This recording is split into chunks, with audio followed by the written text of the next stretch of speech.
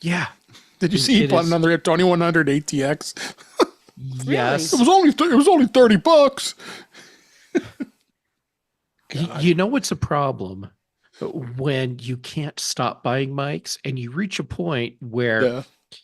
you have to post on social media about the new mic you couldn't stop yourself from buying. Yeah. I tried to buy a mic to do bird audio, but so many of them are trying to focus on the voice and it closes out all the other noise. Mm-hmm. Hard to buy a bird mic. I bet Guy could recommend one. Yeah, I'll ask him. Talk to Eric. He might know. Yeah. He's always done the yeah. nature. I had a guy from Bolivia appear on Circular Firing Squad, and he liked it so much he's going back to Bolivia, and he still wants to be on the show. Oh, fun. But I know he doesn't have a mic, so I went over to my shelf and pulled a mic off and Shipped it to him? gave him one to take back.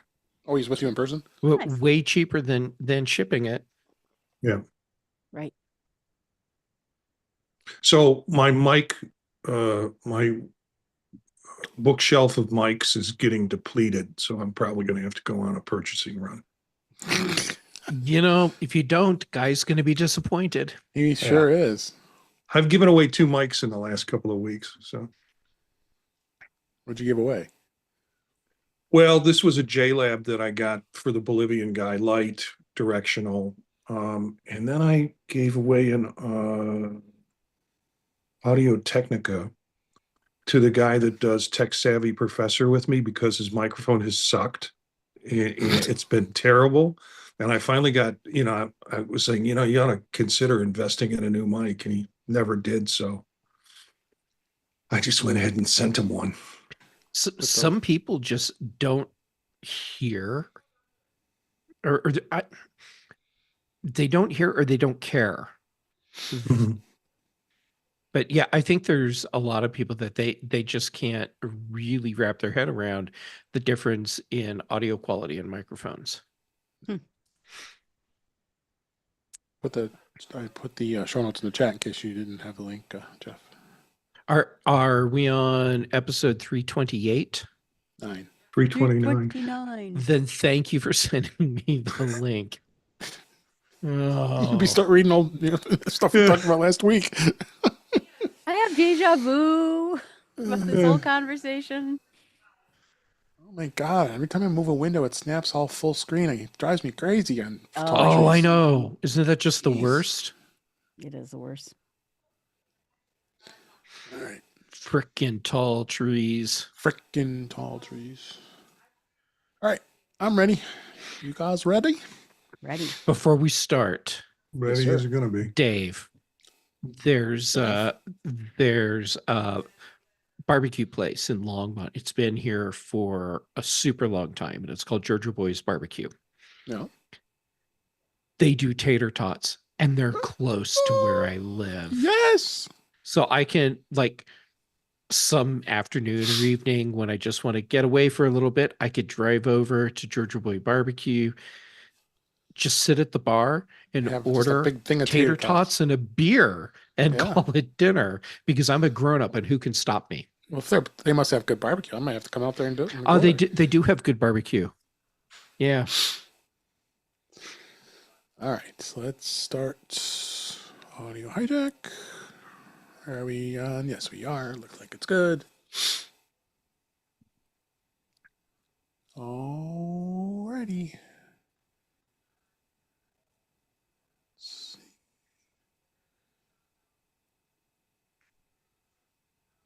There we go. By the way, Jill, Marty, if you're out here and want to go to Georgia Boy Barbecue with me, we can do that. This isn't an exclusive to Dave invitation. I totally. Yeah. Where is out there, Jeff?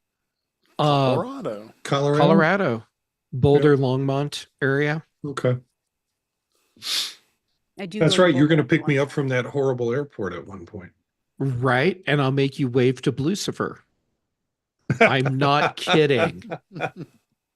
I always do the Celestial Tea tour. That's not very far from where I live. I do Yeah. I very love often. I go there. I love going into the Mint. the peppermint room. I always leave with a buzz. Yeah, it's a lot. And tea, buzz and tea. Buzz and tea. Oh, all Jill, in the old right. days at the gift shop. So this is before Heinz owned them. They own Um, them? yeah, it's the parent company of Celestial Heinz, I believe. That's disappointing. But yeah, but anyhow, so before they were part of all of that, you could go into the gift shop and buy your gifts. Uh, and if you ask for a gold nugget, which is not on display, they would give you a pot brownie. Well, you had to Nice. buy it, of course. Yes, of Well, yeah. course. Yeah. Twist my Am arm. I sounding okay? Yeah, you Yeah. sound great. Yeah. Okay. Yeah. So long ago, you need to start. I'll tell Jill my other celestial seasoning story later. Yeah, let's go. Yeah. All right. Here we go. After the show, Jill. Yep. After dark. In 5, 4, 3, 2. Welcome to episode 329 of In Touch with iOS, the show that talks about iPhone, iPad, Apple Watch, Apple TV, and related technologies. I'm your host, Dave Ginsburg, and my guest this week is Jill McKinley. How are you, Jill? Glad to have you back. Oh, thank you. I'm doing great. And it's great to see all of you again. Yes. Glad you were able to make it. And Jeff Gamet is back. How you doing, Jeff? I'm doing all right, and I'm so happy to see you, and Me too. everyone. I'm so happy to see all of you. Yes. Yeah, as well as Marty Gensius. He made it here today this week. And how you doing? Yeah, we talked before show. It's been a rough couple of days, Yeah, me but this too. is the icing on top. So Absolutely. just happy to couldn't be miss here this. with great friends. Yeah. There was a lot of stuff going on this week for me, and but we're gonna get through it, and I couldn't miss this. So that's why I made Yeah. sure we do our show this week, and we have plenty to talk about. I can tell you that I got some real good discussion about Vision Pro with Marty and the rest of the panel this week. Well as beta, we got 18.1 release candidate, 18.2 is out, and a lot of stuff about that. The iPad Mini is out. We'll talk a little bit, touch upon that, and a bunch of other great things. But as I've just kind of made this the normal thing here with the show each week is our In Touch with Vision Pro this week. And first discussion here is going to be about the second seed of Vision OS 2.0, the release candidate. Apple just released that upcoming 2.1 update for developers for testing purposes, and so far nothing else has really been discovered. I haven't discovered anything. Yes, I run beta on the Vision Pro because it's not a primary device, and I like living on the edge, and so I know Marty does too. Yeah. Have you noticed anything with the latest beta? People are still complaining that there's no MacBook Vision, extended Vision kind of setup for it. I haven't noticed anything. There are some things that it says in terms of this RC, which is the release candidate of Right. it, is really at kind of fixing issues that with Apple Music and videos when they fail to play. Not a lot of things that we'll notice in this candidate in terms of release. Yeah, I didn't really notice much. I just always make sure I do the update once I see it announced, and because hey, we can do that. Yeah. So it not much else we could talk about here. But a couple other news stories and other stories related to, and topics here related to Vision Pro. Vimeo released a Vision Pro app with spatial video support after YouTube shuns the Apple's headset. Vimeo has announced it released a native app for the Vision Pro headset, allowing users to view, upload, and share spatial videos. Of course, we know spatial videos are three-dimensional depth, making scenes look more immersive and lifelike. And spatial videos can be watched on the Vision Pro and recorded on the Vision Pro and on all iPhone 16 models and 15 Pro models. So you can get them right in to be able to take a look at that. So Vimeo's announcement also reiterates Apple's plan to update Final Cut later this year to enable users to edit special videos on their Mac, which is pretty cool. Vimeo has embraced the Vision Pro, comes after YouTube shunned the headset. Earlier this year, it was reported that YouTube had no plans to release an app for Vision Pro. And if we remember, we talked about the app Juno that just got kicked out of the App Store because it was against their terms of service. So I have not had a chance to download Vimeo. I don't know if you have, Marty.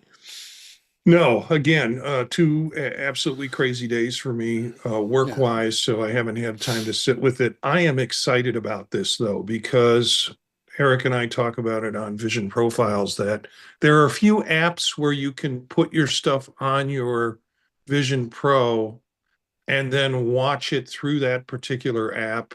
But it really sounds like Vimeo is embracing the idea of just a platform for it, and I think that's a plus. They found a Yeah. niche there with people who are doing this spatial video, and a place to put it where it can be shared easily. So I'm excited about it. Yeah, me too. So we'll have to get out and do that and get it on there. So a couple stories here. I've got 3 stories here, but we're going to just kind of combine these into one, just about a brief discussion. And it just kind of irks me. I've been hearing so much negativity about the Vision Pro, and I understand the fact that some people just think, especially mainstream media, is like, oh yeah, it's a failure. You're not gonna, we're not. Apple just really is just took a dump on it. It's not great. This was in the Wall Street Journal, and free link for everybody to read here. It says virtual reality software developers have not embraced Vision Pro, which has lower than expected sales in its first year. Vision Pro has been struggling to attract major software makers to develop apps for the device, and it's a challenge that threatens to slow the progress of the company's biggest new product in a decade. New apps were released on the Vision Pro every month, but then slowed since launch, which I didn't notice in January. It's a chicken and egg problem here, and they really are thinking that it's an issue now, and investors are kind of questioning whether the Vision Pro is going to be a thing. Meta announced their new device, like the Quest headset, and there's all kinds of other things here, and it goes on and on about the differences and what apps have been released, and then it breaks it down. There's barely any in the last couple months here. So, what's your thought on this? I'd like to bring in the whole panel. I mean, I know we're getting Marty on this since we're both owners, but Jeff, if you had a chance to look at this all, what do you think where the Vision Pro is going to go? I'd love to hear your opinion. All right. Let's look at Apple's track record. Yeah. Apple releases the iPod. Right, which is 21 years. What was it? 23 years ago. Yeah, like it was this week actually. Like okay, I brought that up just coincidentally for the timing. That seriously that had nothing to do with that. Apple releases the iPod. What did the media say? It's overpriced. It doesn't have features. No one's going to buy it, and initially sales were slow. Over time, it ramped up, and it became the portable media player platform. Apple releases the iPhone. It's called overpriced, underfeatured, and it was underfeatured. It was barely a beta product. Like it was practically just an alpha product when it was released, and it didn't sell great, and because sales were slow at first, just like with the iPod, the media says, well, it's stalled. This is going to be a failure for Apple, and they're going to pull out of the market. And where are we now with the iPhone? Yeah. Okay, let's jump ahead a few years. Apple releases the Apple Watch. Do you see a pattern here? Mm-hmm. And same thing. Now here we have the Vision Pro. Exact same story, exact same problems that the media is talking about. And Apple is doing exactly what they did with all of those other products, which is playing a long game. And the problem that I'm seeing for a lot of developers right now isn't related so much to how many units Apple is selling, but more to what the media is saying. And I remember being at conferences. after the iPhone is released, after the Apple Watch is released. And well, initially for the iPhone, you couldn't even make apps. But so I'll just focus on Apple Watch. Apple Watch is out, and I'm asking developers, product makers, are you going to have Apple Watch support?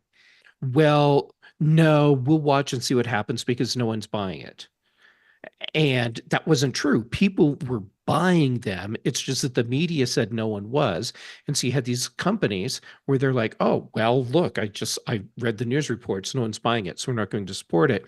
Those companies ended up missing out or having to play serious catch up because they didn't have their apps out. And as the product ramped up, the companies that were already there, they got to be the winners. I think the same thing is happening with Vision Pro, and it may not be selling like gangbusters right now. I don't think Apple expected it to.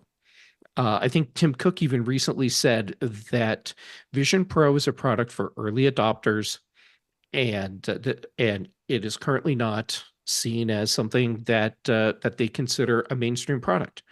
But they're playing a long game, so I don't think Apple's getting out of the Vision Pro market. And are sales slumping? Well, only Apple knows for sure. So They don't publicize it. and they don't tell us. So I'm not worried about Vision Pro right now. If 2 years from now we're having the exact same conversation and literally nothing has changed, now I'm worried. Yeah. Joe, do you have any thoughts about this at all? Well, I really want one, but the price tag kind of scared me away. But I was glad while we were at Macstock that we got a chance to use it and try it out. I have an Oculus 3 that I do a lot of things with, and I still use quite a bit. And I saw how beautiful the Apple Vision is, and I think they have something there. And people are going to appreciate making apps for something that's so beautiful, that just has such a vivid display for it. But I'm also thinking about the productivity uses of it, of having monitors, of being able to be anywhere and have a full case of it. So I think they're on the right track. I don't mind them being slow because I want them to do the right thing, with it. And I'm looking forward to seeing what happens in the future and then someday buying one. Yes, I would hope so for you as well. All right, Marty, it's all yours. Oh boy, what are your thoughts here on goes. this? I saved the best for last on this.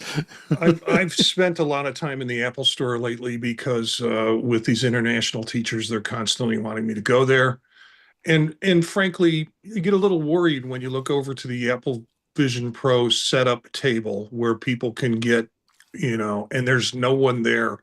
And one store in particular, that I go to, the guy looks like a sad carny. Asking kids to come on, please go on my ride. So, I get a little worried about the interest, but I think for folks who are in the store, they've either already done it or they've already made a decision about it. They've done the demo or they've heard about the demo. So that's just one sort of thing that I've seen. These articles are wrought with all sorts of problems. Right. First of all, the initial problem, trying to compare Apple Vision Pro to a Meta, two completely different platforms.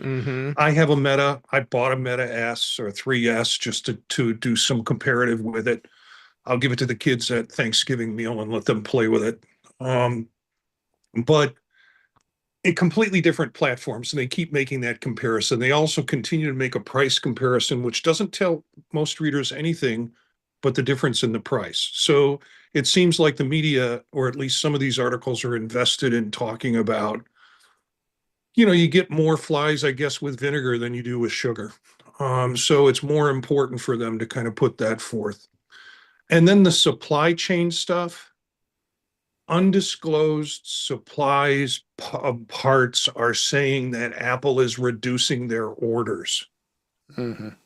We don't know what parts they're talking about. They might be parts that are being used in a upgrade version of the Vision Pro, and they've decided to go with another part that's either cheaper or better than what has been produced from the companies that they're cutting off the supplies with. So all of this is speculative. I think Apple's going to stay with the product. There'll be versions of the product that'll come out probably in 2 years that are different than the version that you see now. But I'm not worried about them running out of Apple Vision Pros to sell to people who want to get in on it. And and if it goes belly up, I'll just sell it on eBay 10 years from now for Yeah. 5 times the price, Probably. Yeah, you're talking about the other article I have in here is this was on Mac Rumors. It was quoting the information saying that Apple has abruptly reduced production of the Vision Pro headset and could stop making the current version device completely by the end of 2024. Again, pure speculation. I even reputable information from the information, I think is, I mean, they taken a little bit of a charge here with saying these kind of things, but they cite multiple people directly involved in making components, like you said, that they're scaling back production since the early summer, and they have sufficient number of units in inventory to meet demand for the remaining lifespan through next year. So, yeah, that's typical. Like you said, Jeff, with mentioning the iPod and the iPhone, and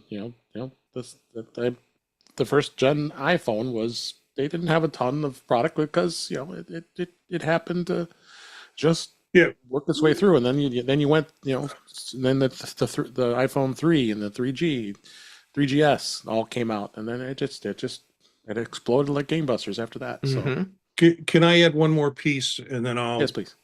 we'll finish it out. The we whole move it on. idea of that with app developers, Apple has never had a pleasant relationship with app developers. So it doesn't surprise me that app developers are saying we want more. And particularly in comparison to those that are developing for Meta, where they seem to, at least the article expresses, they get more. The other indicator that Apple Vision Pro was in trouble was because the new apps have dropped off. Most of the apps that came out, the 2,500 that Tim Cook talked about, were ported over from the iPad. They weren't new apps that were created for Vision Pro. They were simply ported over from the iPad. And then they talk about the 10 apps that came out in September. Well, look at those 10 apps. They're probably using spatial computing. We're seeing more apps. We're reporting on more apps that are made particularly specifically for the Vision Pro. So you're seeing apps that now that are trying, fewer of them because they're not just porting them over, that are trying to take full advantage of the spatial computing environment. So again, another way to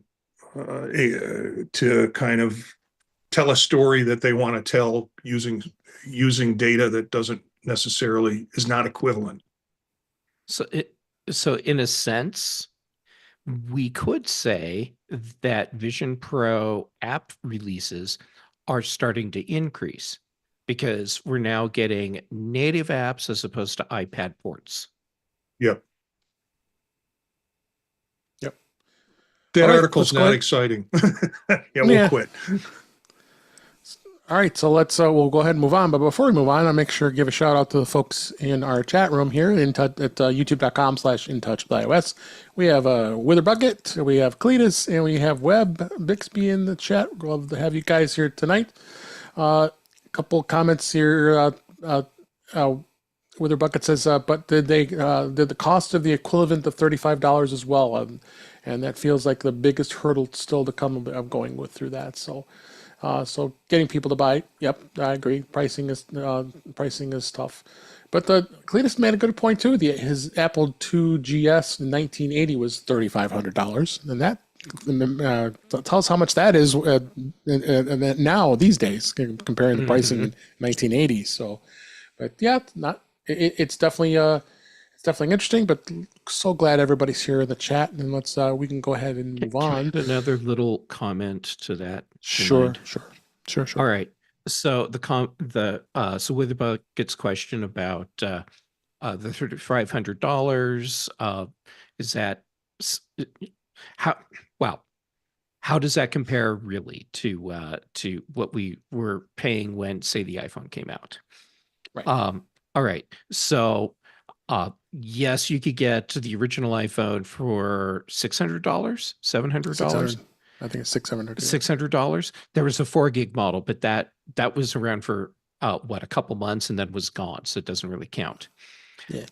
And so yes, if you look at it just like holding up dollar bills, that iPhone did cost less.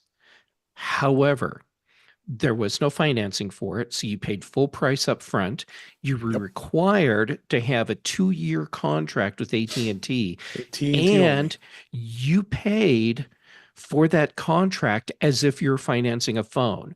So your phone actually cost you $1,200 because you paid for it up front, and then you were paying AT&T exactly the same as you would if you had financed it over those 2 years. So Yep. it was a $1,200 phone. It just didn't look like that on the initial price tag. All right, let's go ahead and move on here. We're going to talk about beta, and 18.1 was released for the release candidate. It has Apple Intelligence included, which finally we're going to get everybody in mainstream have this available on developers, and I believe the public beta came out as well as you've just after a week after the 7th beta was out. And Apple Intelligence includes writing tools that are available whenever text can be selected and edited, as well as used for spell checking, fixing grammar. I really like the summarizing in email, being able to get a summary if someone writes you a long email. You got smart replies are going to be available for messages and mails, plus the mail app surfaces like this for time-sensitive messages and puts them at the top of your inbox. Photos has a memory movie feature to create slideshows based on text descriptions. You can record, transcribe, and summarize phone calls. So there's a lot of cool things to start. Yeah, everybody's going to be bellyaching about the fact that not all the things that Apple announced back in June during WWDC is not going to be out. But you know what? I commend Apple for being smart and holding it back to make sure it's 100% right. Plenty of discussion about this week. In fact, there was an interview with Craig Federighi about where they are with that. And hey, it's Apple Intelligence and AI for that matter it's got a ways to go here. And Marty, you being a ChatGPT user, paid user, you could definitely tell, and you've been experiencing that. How has your been experience so far with Apple and Apple Intelligence? I forget that I'm running developer beta, and things just start to happen on my phone. Right. And I'm like, oh wow, it's integrated into what I'm doing without me realizing that I've run the developer beta to be able to do that. It just feels very natural. And when we get to talk about 18.2, there's other functions in there that are going to be very cool. Yeah, very much so. Jill, have you been running the beta on yours? I don't have a device, I think, that can do Apple Intelligence. Oh, yeah. You need 15 or 15 Pro and higher. Okay. So I do a lot of ChatGPT, and I have a paid account as well. And so I am looking forward to it. But I think that probably by the time it'll all be released by the next iPhone. So I guess I'm going to have to wait probably.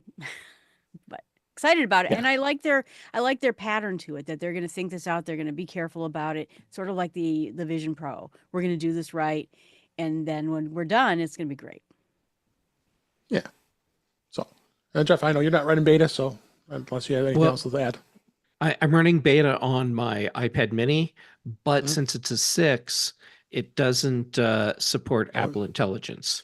Yeah. Another reason you might want to, we'll talk about iPad mini in a bit here, but so yeah, let me just hit real quick about TVOS. There hasn't really been much to say about that. Really can't say any major fixes on that. Seems like Apple's been kind of lagging with tvOS. Hard to say where that's going to go, but that's another topic for another day here. WatchOS 11.1 is release candidates out as well. Not much really to say of major new features in there. There is a fix with an issue that could be causing problems writing breathing disturbance data to the health app. Well, that's the kind of disturbing. So not much else to say about Apple Watch in beta as well. So, couple other things I'll mention before we hit the 18.2. With iOS 18.1, Apple's has released a firmware update for the AirPods Pro 2 for hearing protection availability. It's going to be limited to the US and Canada for now. That's what it says according to Apple's website. The hearing protection feature is going to have continuously monitored for the user's environment and reduce the impact of loud noises such as traffic or concerts in real time. This function will be integrated across some various listening modes, including noise cancellation and transparency mode, but only in the US and Canada. They're also going to have the hearing aid features are going to be out as well. There was just a firmware update that was released as well, and then also there's iOS 18.1 is going to fix some things with the iPhone 16 with random restarts. I have not seen that. I don't know. Have you Marty with your 16? I kind of ignore bugs and until I find out there's been a fix for them, and it's like, oh yeah, I guess I did have a few of those fakey starts, So yeah, I don't see it now, but I in retrospect I had them. My big problem was the way they had that big problem with the touchscreen. That's why I ended up going on beta early, because I was just getting so fed up with that not working, and then they hadn't released a fix right away. So I had a way to fix it, but on beta, and I don't normally do that, but I did. So, all right, let's move on to iOS 18.2. That was just released. It's beta 1. That's for the developers today. Only for devices that support Apple Intelligence, so that means 15 Pro and on all the iPhone 16 models. There's going to be a whole bunch of new AI Apple Intelligence features, including Image Playground and Genmoji will be coming, as well as it's a much more fun update than 18.1 thanks to the image generation features. And there's all kinds of great things, including the image wand, which will be gives you adding images to what you've written in notes. On the iPad, you can use the Apple Pencil to make a rough sketch. Jeff, you're going to have a blast with this if you get one you can do this with. Mm-hmm. And have an image wand turned into something nicer. S-Lady's ChatGPT, you'll be able to hand over requests to ChatGPT, and that's entirely an opt-in. You don't have to have an account, so that's awesome. You have visual intelligence. Visual intelligence can use to be identifying objects and places around you. Long press the camera control to get visual intelligence, and then point your iPhone at something. You get hours of reviews. If the camera is looking at a restaurant, copy text or get text read aloud. So some writing tools and languages. You'll have some support supporting English in Australia, Canada, New Zealand, South Africa, and the UK, in addition to the US. And in Canada, you no longer have to set your iPhone to US English to use Apple Intelligence. Apple Arcade's going to have some, in that section of the App Store, they've added an Apple Arcade section of the App Store. All games section has a new drop-down menu option to turn off the game previews. And then you have the mail app categorization with built-in categories for separating out some important emails, deals, newsletters, transactions, and more. And it just keeps going. Voice memos will be the last thing. That's also, they've added some cool features with that as well. So, you had some comments on this, Marty. What have you been experiencing with 18.2? I actually, until I read this article earlier today, I didn't realize there was so much in it. Me either. That's crazy. A couple of days ago, I told my wife that the hearing test thing is up now on the iPhone, and she said, "Well, you better take it." And I said, "No, I know I have bad hearing. I don't need Apple to tell me that." So the article that you have by Mac Rumors listed, and I'm sure will be listed in the show notes, the video that a guy does about all the different ways in which you can use the app. The first thing you have to do if you're running it is, I saw this icon show up on my phone and I didn't think much of it, but it's Playground. And if you click on Playground, it's like, well, this is a component that's part of the new Apple Intelligence. You have to then submit a request to be allowed in to do it. Similarly, when Apple Intelligence first rolled out in 18.1 with the developer beta, you had to ask permission to do it. Now the turnaround on that for me was like 1 minute. But this is taking a little longer to turn around. I tried to do it about an hour ago, and I'm still getting early access requested. So I'm waiting for them to tell me I can go in and use Playground. Look at the recommendation is for listeners or viewers. Look at this article, the Mac Rumors article, and look at the I think it's a 7-minute video that goes through some of the major things that you can do in Playground and Image Wand, and it's pretty cool. Yeah, it is. It is. So looking forward to a lot of, my gosh, that's a big, huge addition to more features, more than 18.1. So we'll have plenty to talk about once that gets released out to everybody. Of course, you gotta have a 15 Pro or higher to take advantage of those features. So let's go and change gears here. The iPad Mini was released. It's going to be released this week as we record this, and it's available for same-day pickup. So as we know, the iPhone Mini 7 has an A17 Pro chip, and it's available same day at Apple stores, and there's no pre-order required. So that tells me that they're going to have plenty of stock, and they don't anticipate a huge run on these. So we know about the features we already talked about with that. From last week, a couple of notable things that people are finding, because now influencers have had the chance to do reviews on them. In iOS 18, they now supports over-the-air recovery using another iOS device. So in iOS 18, Apple includes a new over-the-air recovery feature designed to revive a bricked iPhone 16 devices using another iPhone or iPad, and it appears that the same feature can be used to recover the new iPad Mini 7 as well. So if you place an iPhone 16 next to any device, iPhone or iPad, it'll start an over-the-air firmware recovery. That other device downloads a new iOS firmware and transfers it to the brick device, removing the need to connect to a computer. That's amazing. Remember all those years of we having to deal with going into recovery mode and trying to have to do all this stuff? I'll be interested to see how this works. What do you think, Jeff, on this? It's like you want me to just go out and buy new stuff so I can test everything. And that's fair. No, this is cool. This is stuff that we should have had a long time ago, I think.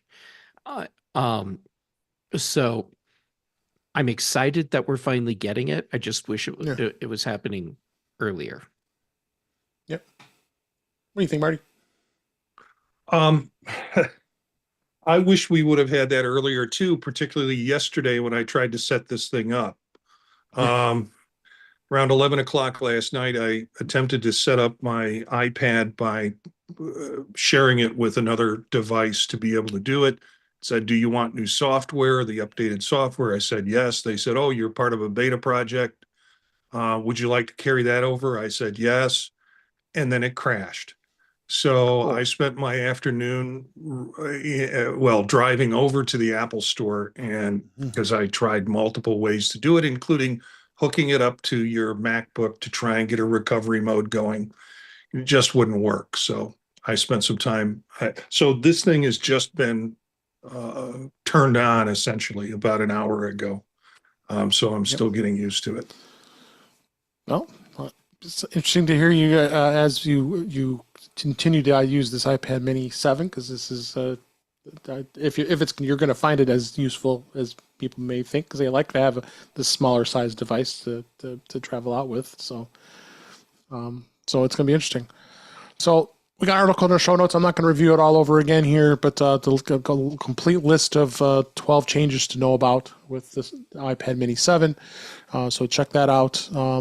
And one notable thing here is the fact that it is going to support the iPad Mini 7. It is compatible with Final Cut Pro, but it does lack Stage Manager. It was when Final Cut Pro was released last year. It was the M1 chip and newer.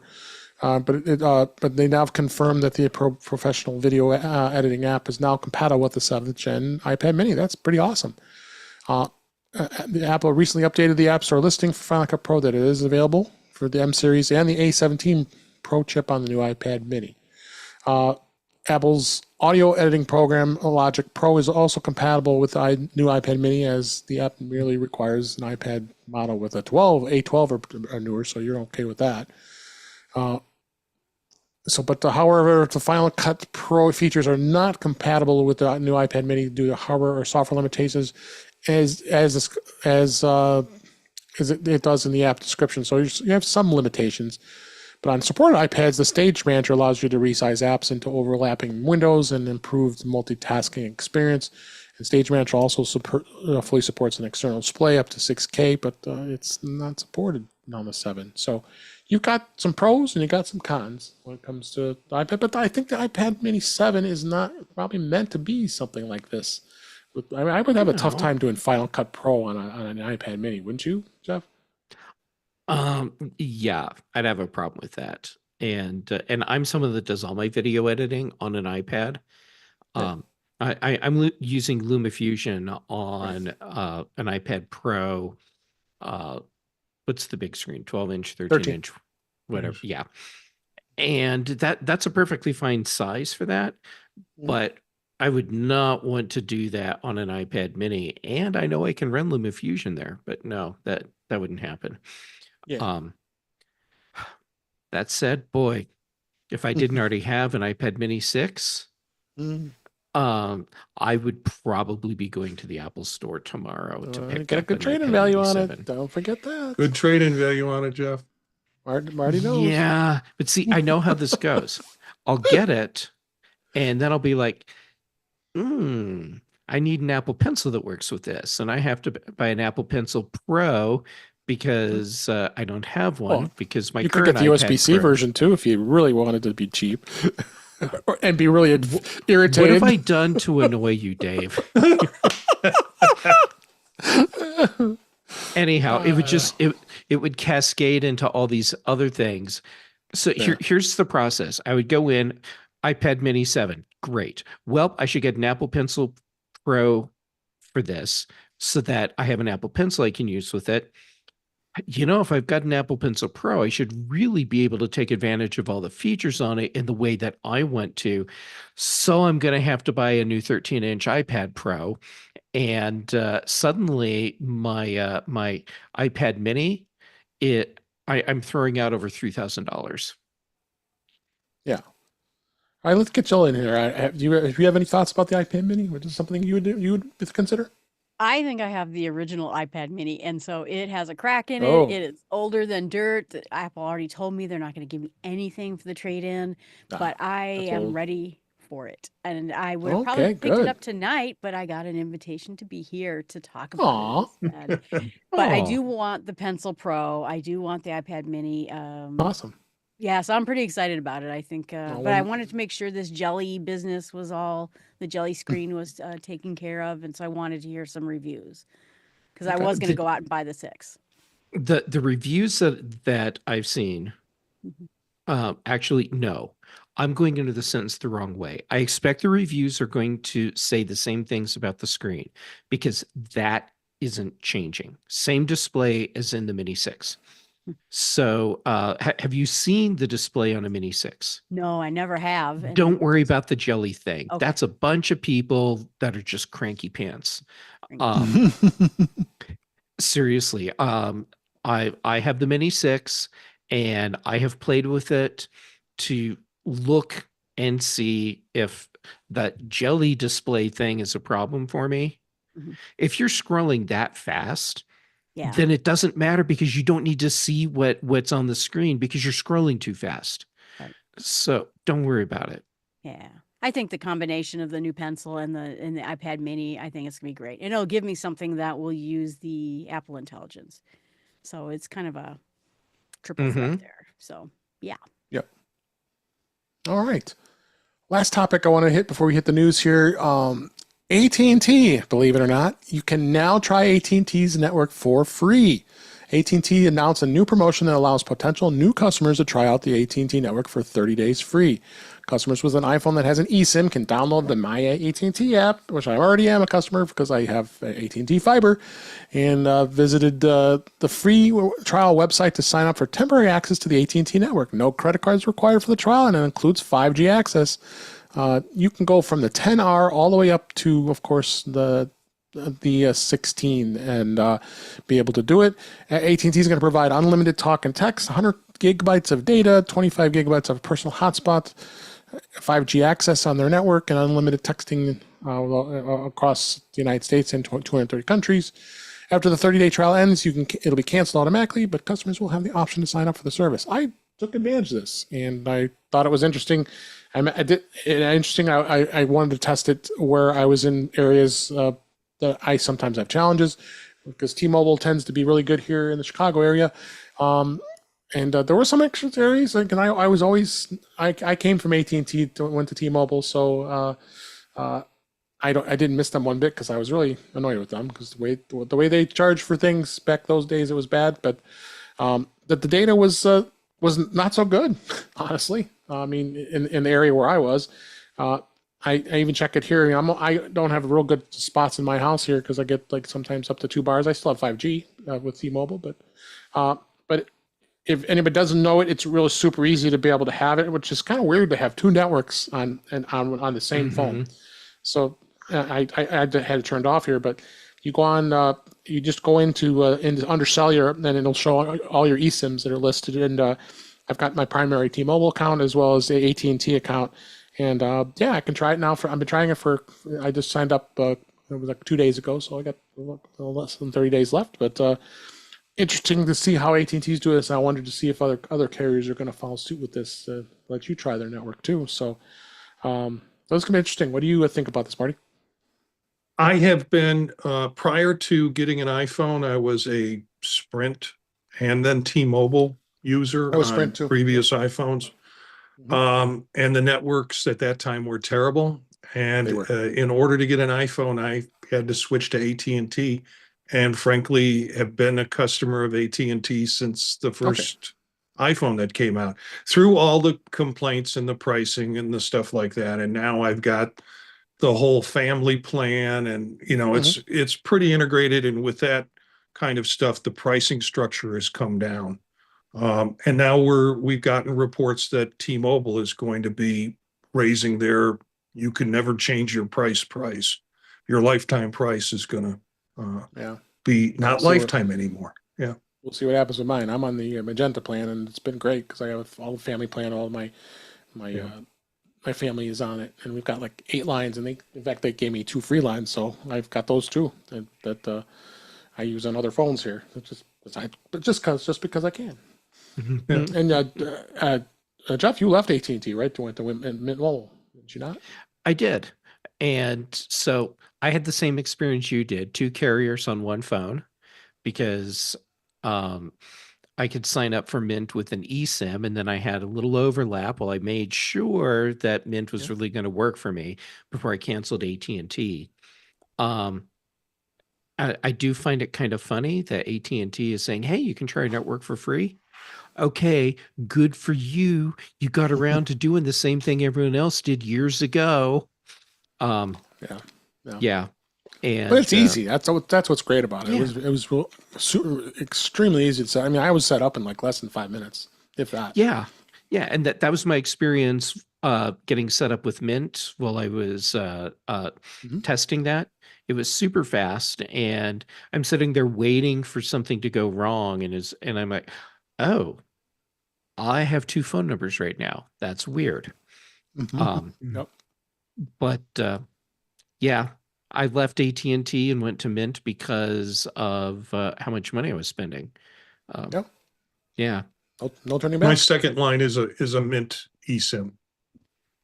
Yeah. So I concur, Jeff. Yeah, it's great. And every time I go into Costco and the AT&T people are like, hey, you need a new plan. I'm like, hey, no, I don't. with your one item in your cart at Costco, of course. The bananas. Oh, you people know me so well. I did that a Uh, couple days ago. No kidding. I figured. Yeah. Jill, you have any thoughts on this? I worked for AT&T way back when they were WorldNet, and I was very Oh my disgruntled God. about their treatment of customers. And then my elderly friends who live down the street have them, and they are giving them nothing. I mean, like the internet is terrible, Mhm. and I have a grudge against them, to be quite honest. And so I think it's creative. I give them kudos for the app for doing it, but every person I know who had AT&T couldn't get signal anywhere. I'd be on trips with people, and I have Verizon, which is great, especially up here in the North Woods in the middle of nowheres, and I really like it. So, Yeah. Yep. I do too. but All creative. right. They are, for sure.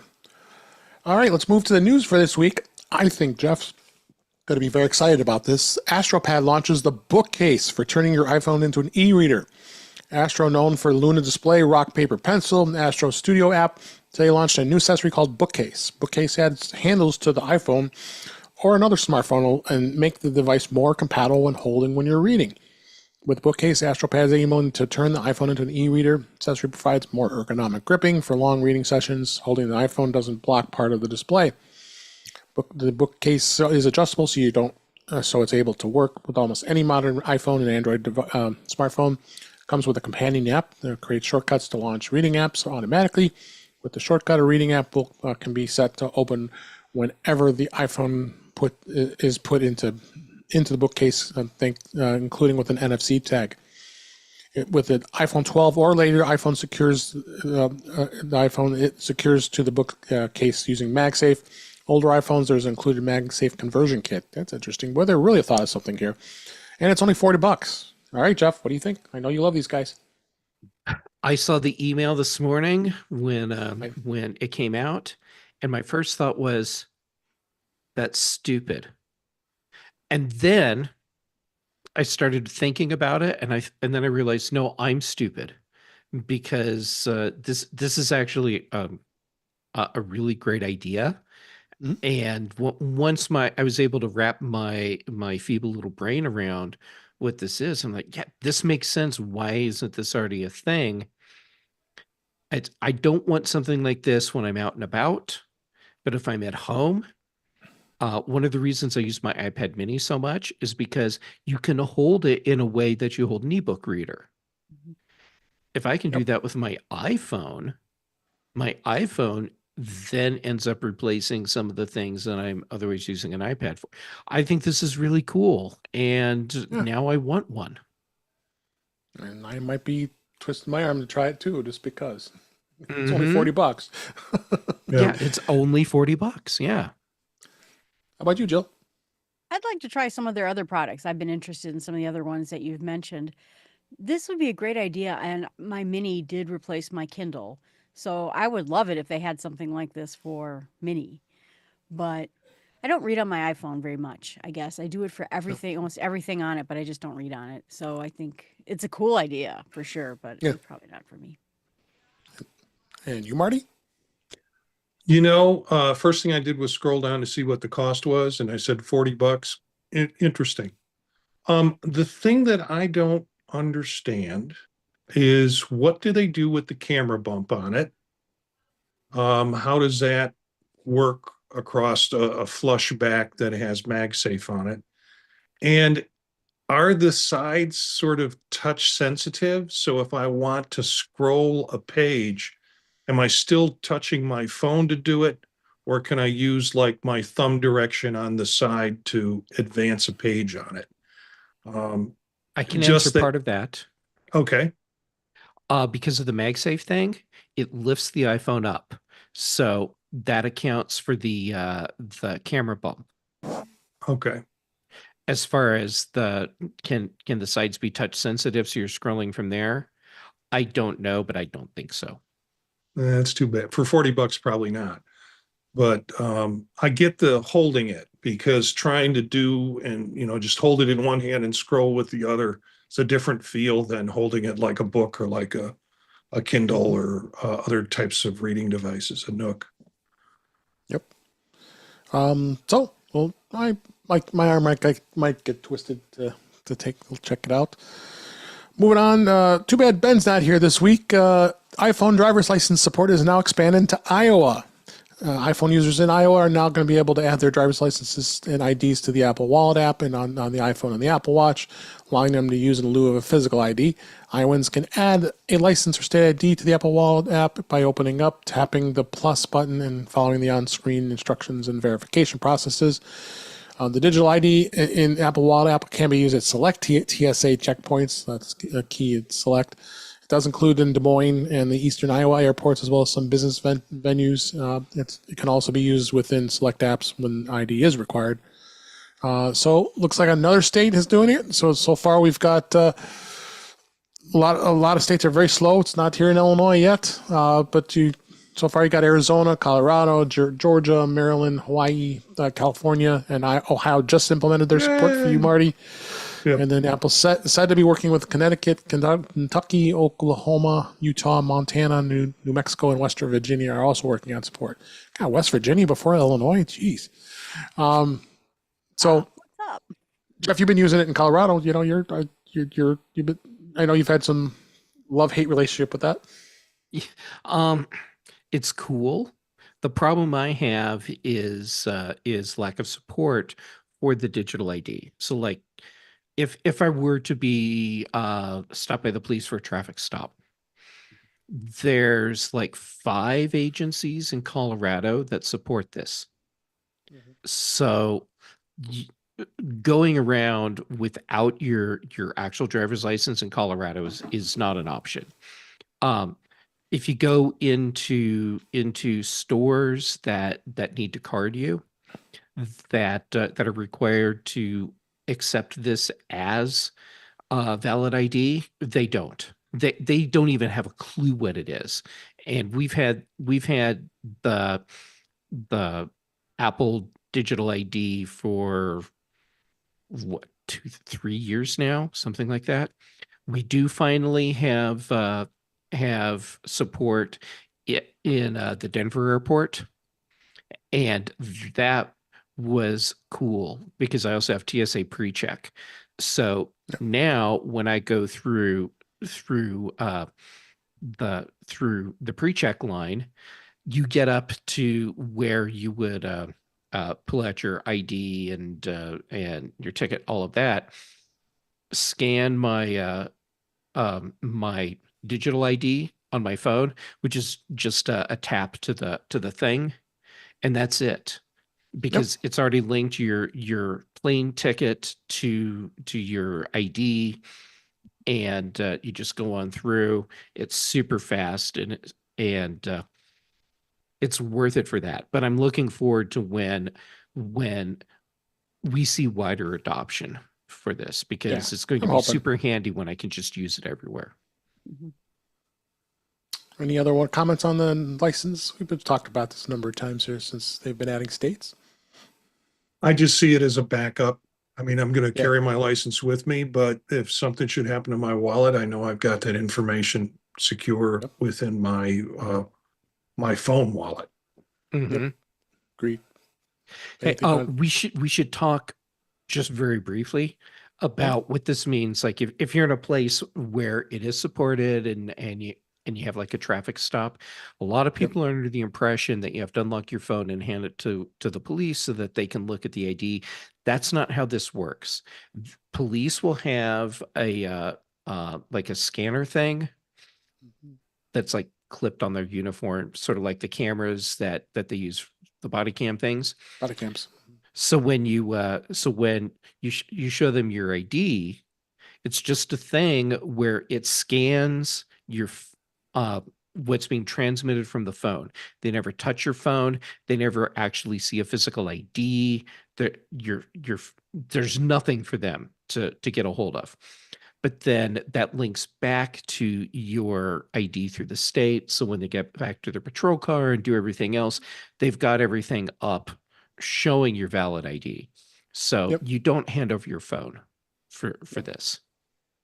I mostly really like it because you go and buy liquor, which I never do. But then they look at your card and they see your weight and your address, and you're like, you don't need to see my whole history here, and Right. I just love I'm excited. Yep. All right, a few more stories before we wrap up for this week. I wanted to just kind of touch on this a little bit. This is interesting what Apple's doing with the M4 Mac announcements for next week. As we record this, they're going to be announcing stuff starting on October 28th. Greg Joswiak also made it clear that Apple over in social media plans to reveal new products next week. He teased refreshed Macs in a social media post and says, "Mark your calendars because there is an exciting week of announcements starting on Monday morning." With Jaws' announcement, it appears that there will not be a dedicated October event for Macs this year, and Apple instead is introducing new products via press release. Monday, we'll see a launch of iOS 18.1 coming up this week, as well as iPad OS 18.1 and Mac OS Tall Trees 15.1 software updates, as well as the new Mac announcement should start on Monday. In prior years, Apple's done a launch per day release schedule for new products when there wasn't even an event planned. So this is interesting how they're doing this.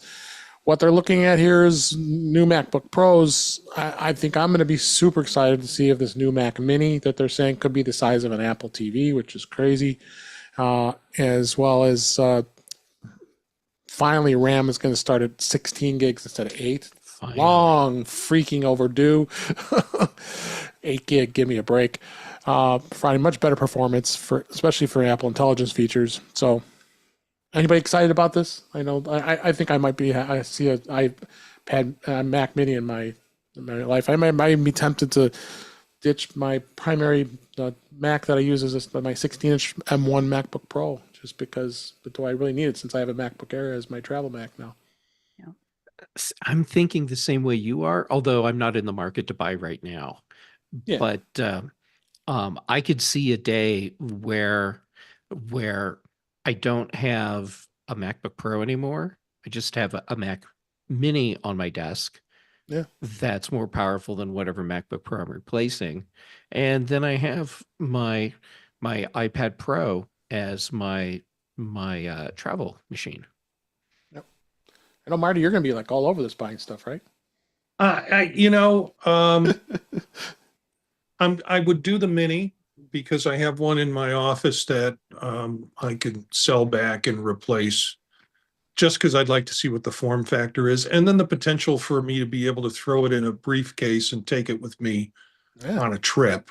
As long, maybe hook it up to the hotel room television or or bring a portable monitor with me, which I generally bring anyways with my computer so I can have two monitors.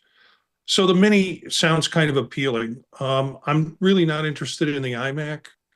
I'll probably, the next upgrade in a work machine or my studio will be if a new studio comes out and they're rumored in maybe March or April, then I'll look at a serious upgrade for my studio at home.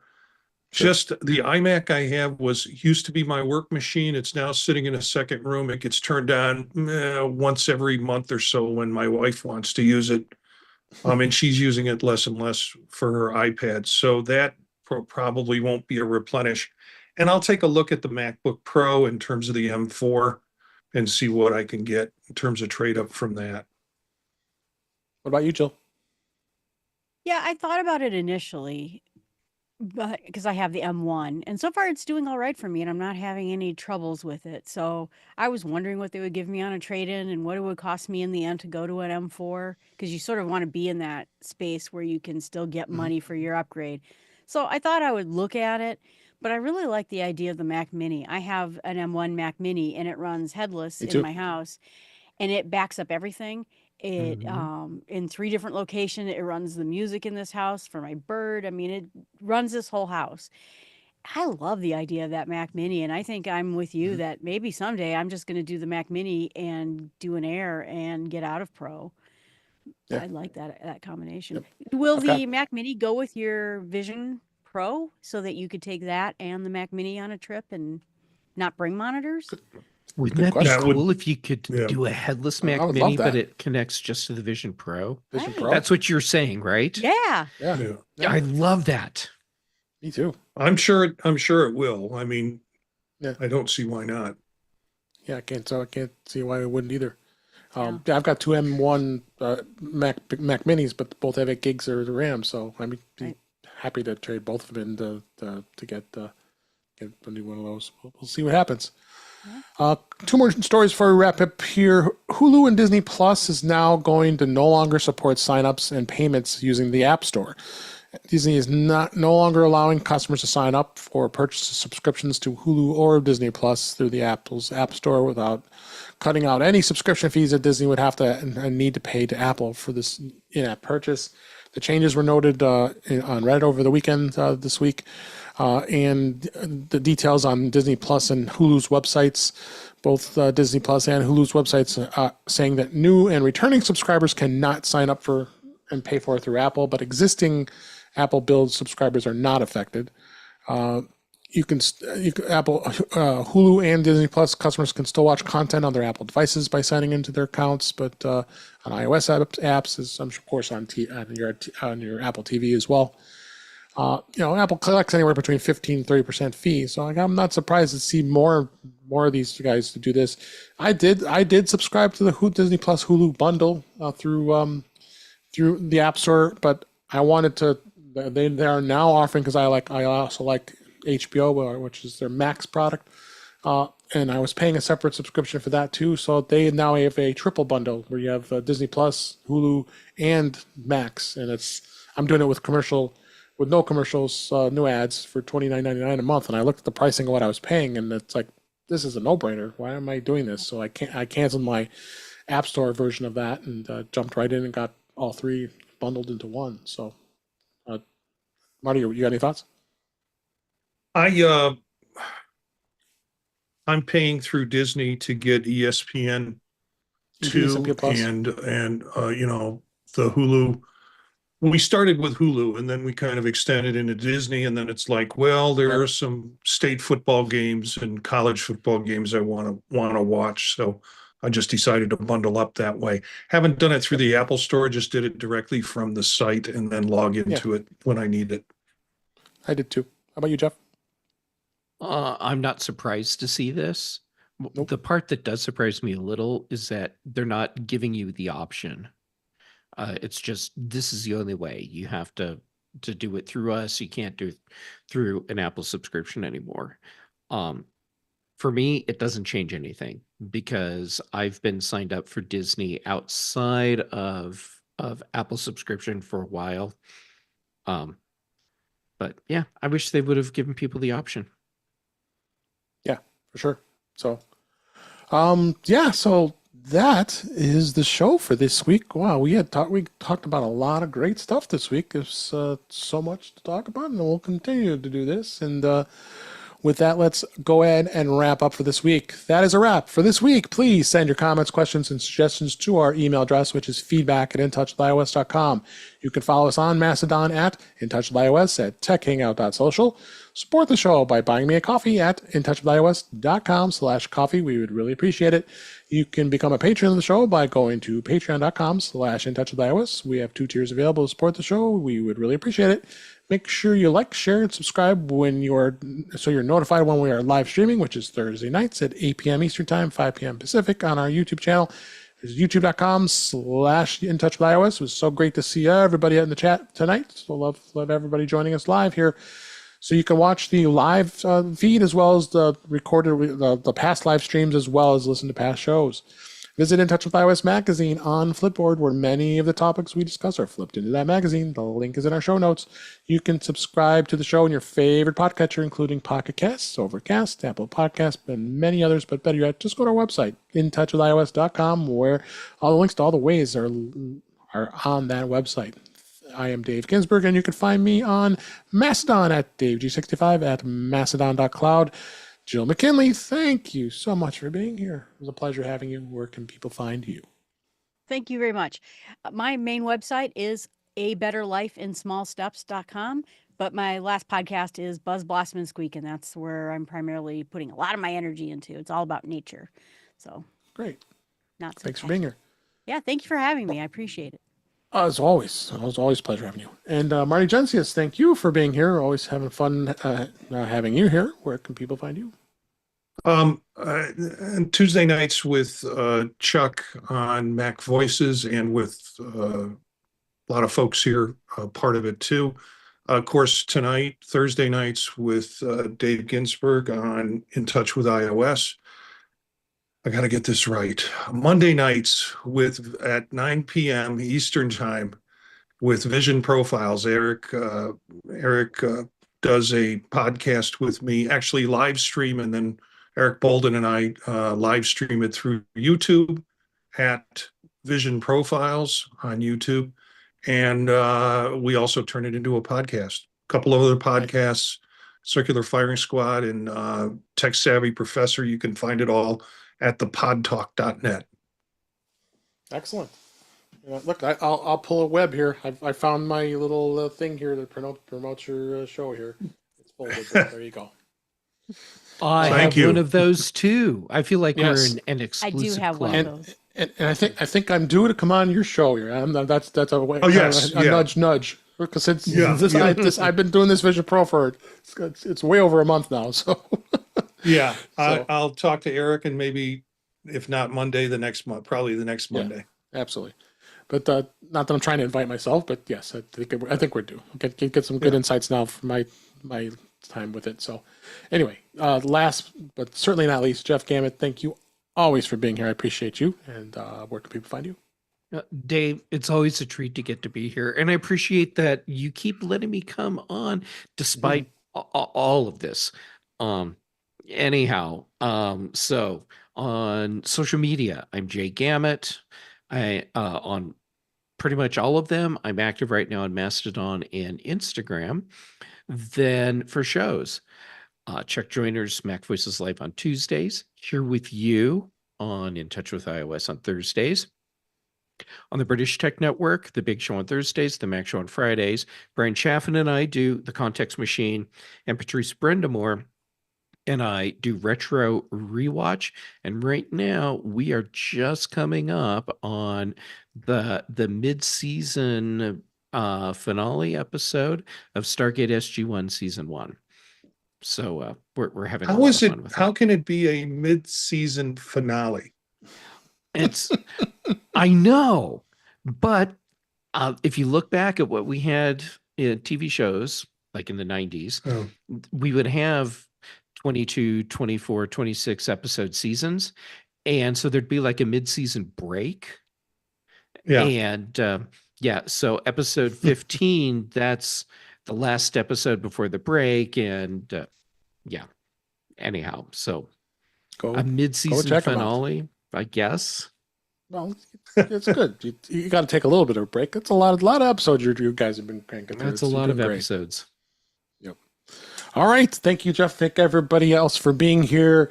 Thanks for listening. Thanks for watching. We always have a great time doing the show, and we'll be back again next week. So until next time, thanks for listening. Thanks for watching, and we'll talk again soon. Thank you very much. All right. Most important announcement of the day. Yes.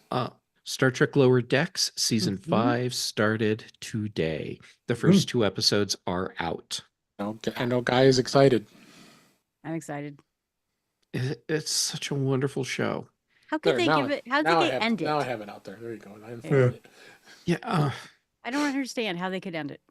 I don't understand either because it's a very popular show. There's another Star Trek show coming. Is it the Starfleet Strange World. Academy? Starfleet yes. Academy is in production right now, Yeah, I can't wait for and Stranger the Worlds. Section God, 31 movie is coming. What, end of the year? Something. And I keep seeing rumors of a Captain 7, which is going to be 7 of 9 Captain show, but I think that might be fake. Well, that's wishful thinking, Mhm. but the cast would love to see that as well. Yeah. 'Cause, that was the cool thing. One of the cool things at the end of Picard. Finally, 7 is captain, and she's captain of the Enterprise G. So, why should? Oh crap! I'm sorry. Spoilers. I am so So, anti-spoilers. I'm sorry to anyone if I just did a spoiler for you. Yeah. But anyhow, yes, everyone would love for that to be a show. Mhm. And everyone is still waiting for Paramount to finally say, oh, okay, yeah, maybe that would be a good show. So where is Lower Decks? Where Lower do you Decks see is it? on Paramount Plus, Okay. Star Trek's all Paramount Plus. except for Okay. Voyager, or not Voyager, the Voyager follow-up, Prodigy. That's on Oh, that's on Netflix Netflix. because Paramount dropped it, It's crazy. which is another stupid thing. That was a really good show. Yeah. All right. Speaking of drop, I'm going to drop our live stream. Thanks for everybody for being here.